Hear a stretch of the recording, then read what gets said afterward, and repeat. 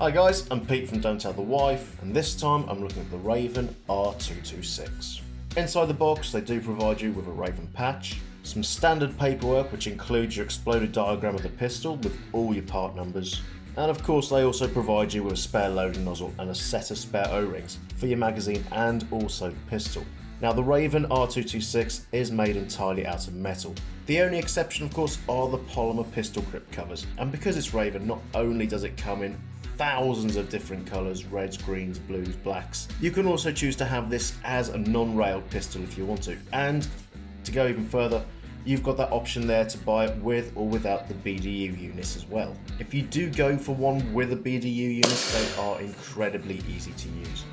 They're powered by a single CR2032 battery and they're installed just underneath the unit itself. On the sides of the units you have got some buttons to turn this on and off, but it also increases or decreases just how bright that red dot is for you. Behind that of course there are two little dials for your windage and elevation. Now a small little flathead screwdriver and you can adjust this to how you want and dial it in perfectly. Very easy to use, works off a click system, and it only takes a few seconds before you've got that how you want.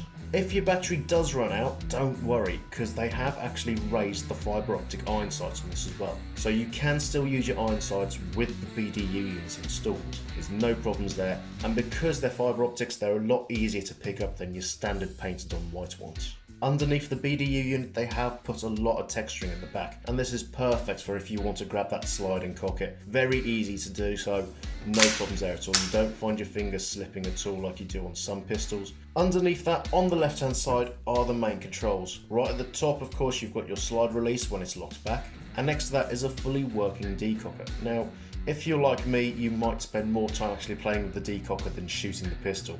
I don't know why, I just really enjoy doing it. Below that of course you have got your magazine release, and of course it comes with a 20 round green gas magazine. And for those of you who are actually wondering, yes, the WE F226 mags do fit and feed into this gun as well. So if you've already got one of those with a few mags around, it's going to be nice and easy for you. You don't have to buy any spare mags. Moving on to the trigger quickly, and you can fire this with or without cocking the hammer back. If you choose to fire without cocking the hammer back, be warned it has got a very long trigger pull. But once that hammer's cocked back, the travel on your trigger is almost halved, making it really snappy and fast for follow-up shots. At the front of the pistol, the outer barrel has actually got a thread on it. Now it takes a 12mm thread, and I'm afraid they don't actually provide you one in the box, so this is something you'll have to purchase if you want to put tracer units on this.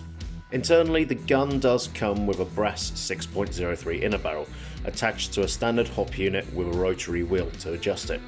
To access your hop unit, take the slide off the pistol as you would for any other 226, and you can access the wheel underneath it once it's off. For the Crono, I'm using 0.2 gram BBs and WE 2x gas.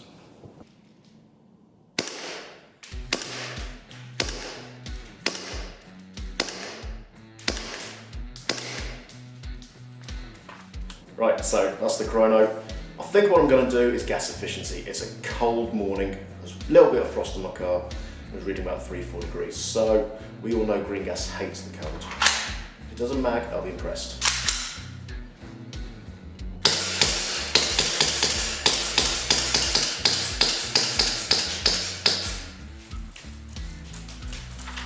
That's one mag.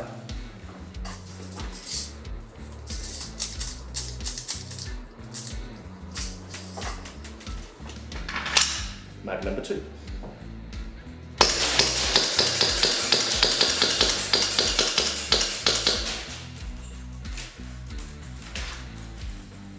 Now I'm getting pressed.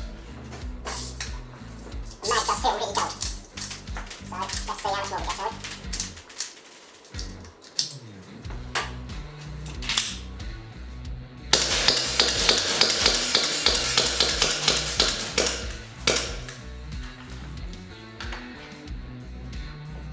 About 2.5 mags, maybe 3. Still, it's quite good. Definitely a lot of gas coming out the end when you shoot it each time. Red dot, it's on point almost every shot. So I'm hitting that target, you can probably hear it, it's going ting each time, lovely sound. Trigger guard is a little bit stiff and a little bit small, especially if you've got gloves on. If you haven't got gloves, it might be a bit easier. Trigger pull as well, nice and smooth, lovely thing. So there we have it. Externally, really nice build quality, feels comfy in the hand. A little disappointing that if you've got gloves on, it is a bit harder to get your hand through the trigger guard, but nothing too major. Only things I can say, the low FPS, that could be because of the weather, so I'm not going to hold that against it. It was 4 degrees when I was chronoing it. The other thing was, if I actually did some rapid fire shots, one after the other, I did notice that every now and then the second or third shot just dropped short a little bit. So I don't know if that's lack of lubrication or if it's an actual fault with these pistols. But if you fire it slowly, not a problem at all. Other than that, the red dot works really well. Fired quite a few mags through it, and the red dot, as far as I could tell, didn't actually move, which is the main concern when it comes to these kind of pistols. As always, let me know what you think in the comments below, and until next time, thanks for watching.